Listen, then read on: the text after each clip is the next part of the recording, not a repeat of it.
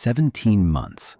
That's how long it took StarCloud to reach unicorn status, a $1.1 billion valuation on a $170 million Series A. No Y Combinator company has ever moved faster.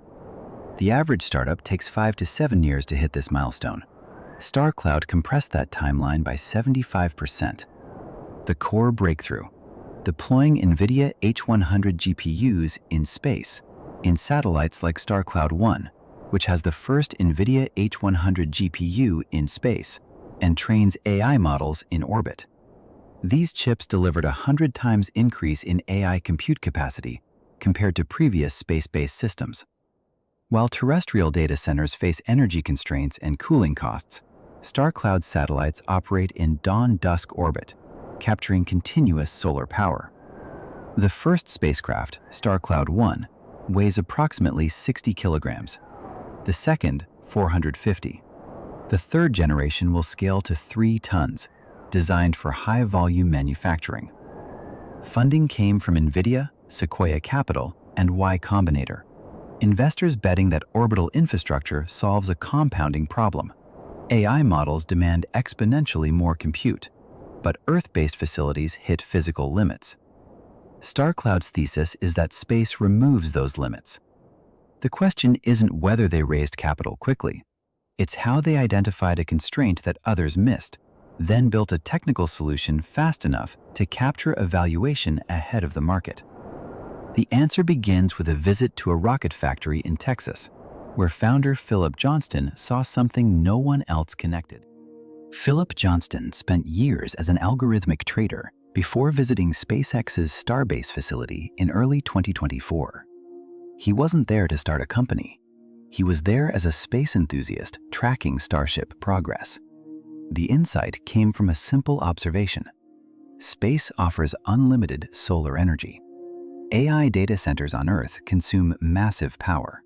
A single training run for a large language model can require megawatts sustained over weeks. Cooling systems add another 30 to 40% overhead. Energy availability determines where these facilities can be built, and grid capacity is finite. Johnston saw the constraint clearly. Orbital positioning eliminates it. A satellite in dawn-dusk orbit, flying along the terminator line between day and night, captures sunlight continuously.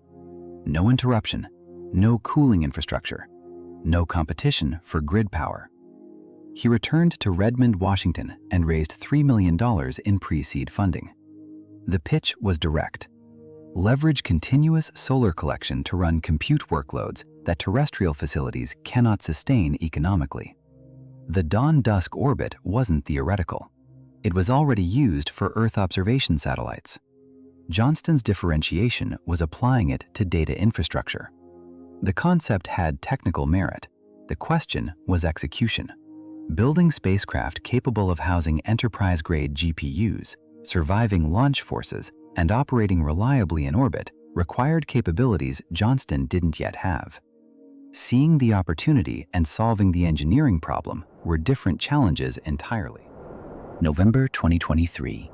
StarCloud 1 lifts off aboard a SpaceX Falcon 9, 60 kilograms. Inside, a specialized AI compute module inspired by cutting-edge GPU architectures used on Earth, now operating 300 miles above it. The mission objective was binary: prove that high-performance compute hardware survives launch vibration, radiation exposure, and thermal cycling in vacuum. Then demonstrate that AI training and inference workloads execute reliably without ground-based cooling or power infrastructure. StarCloud 1 reached orbit as planned. Solar panels deployed. The compute module initialized successfully. Within 72 hours, the satellite completed its first in-space AI training run, processing a neural network model end-to-end using only orbital solar power. Inference tasks followed. Both succeeded. This wasn't incremental progress. It was proof of concept. Orbital data centers transitioned from theoretical architecture to operational reality. The constraint Johnston identified, energy availability, had a validated solution. The technical risk that kept institutional capital on the sidelines evaporated. Nvidia, Sequoia Capital, and Y Combinator committed funding immediately after mission success. Total raised $200 million. The valuation math shifted. StarCloud was no longer a pre-revenue hardware startup. It was a company with demonstrated orbital infrastructure capability and a path to manufacturing scale. One satellite proved the physics worked, but a single 60-kilogram spacecraft doesn't generate revenue or defend market position. The compounding advantage, the actual moat, required solving a different problem: how to manufacture and deploy these systems faster than anyone else could replicate the model. StarCloud 1 validated the concept. StarCloud 2 validated the manufacturing thesis. The 450-kilogram satellite launched 6 months later with expanded compute capacity and thermal management systems designed for replication, not customization. The progression wasn't linear, it was exponential by design. StarCloud 3 will weigh 3 tons. That's a massive capability increase in 2 generations. Each iteration incorporates lessons from the previous flight, compressing development cycles that typically span years into quarters. Competitors are still conducting feasibility studies. StarCloud has flight-proven hardware in orbit. The manufacturing advantage compounds through partnership structure.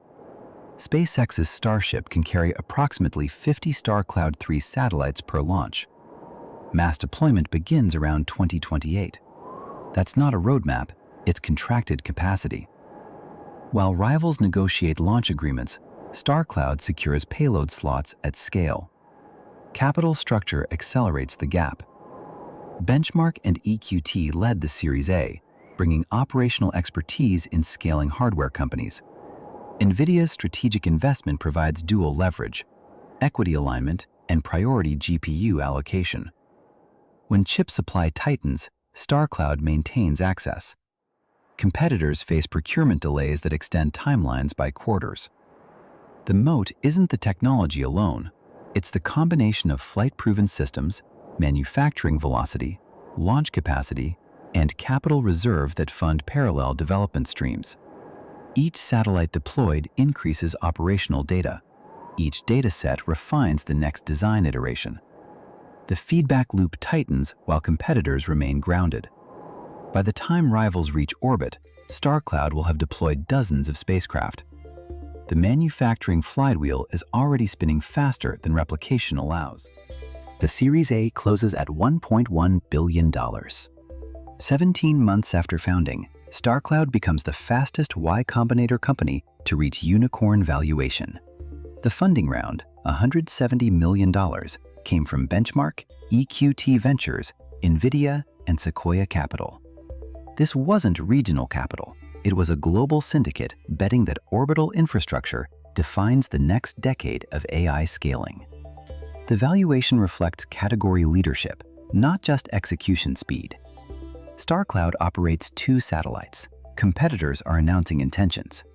SpaceX, ironically both rival and launch provider, enters the market with its own orbital data center plans.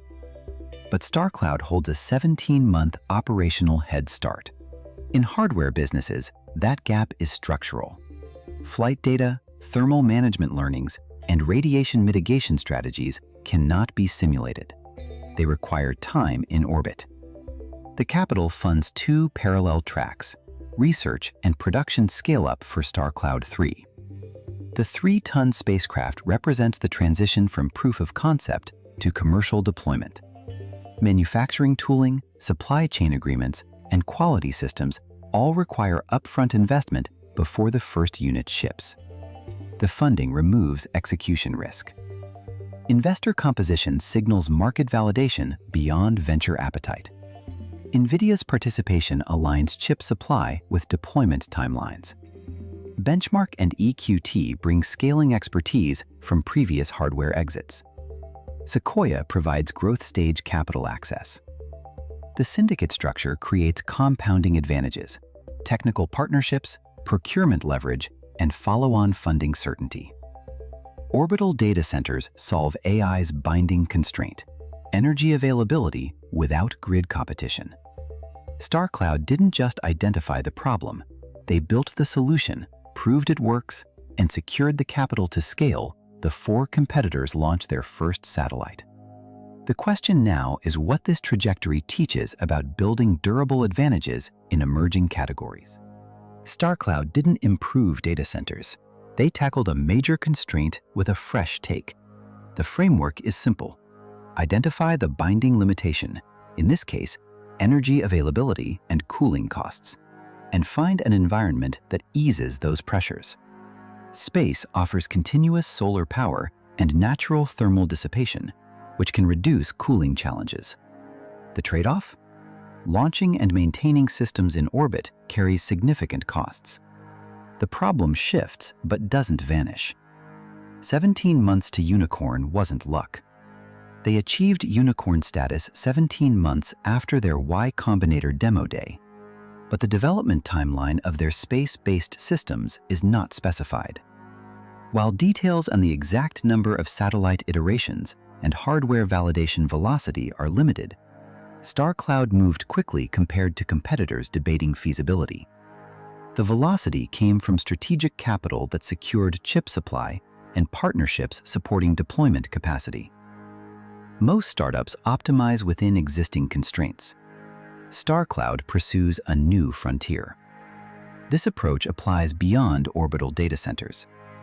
Pharmaceutical manufacturing faces contamination risk in terrestrial facilities. Microgravity eliminates particulate settling. While semiconductor fabrication requires ultra-pure environments, vacuum is free in space. The search results do not confirm that StarCloud has applied their approach there. The question isn't whether these industries should move to orbit. It's which constraint, when removed, creates the largest economic advantage. The lesson is structural. Incremental improvement compounds slowly.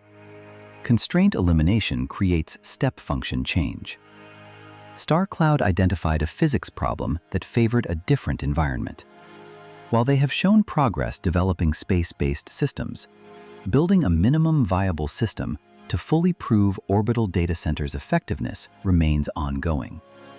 Capital followed proof. Scale followed capital. The framework is transferable. Every industry has a binding constraint. Every constraint exists because of environmental conditions. Change the environment, and the economics can shift significantly. Though the claim that StarCloud entirely shifted data center economics is not supported. So here's the question. Which earthbound industry will the next unicorn move to orbit? And what constraint will they eliminate to get there? Learn the next winning strategy.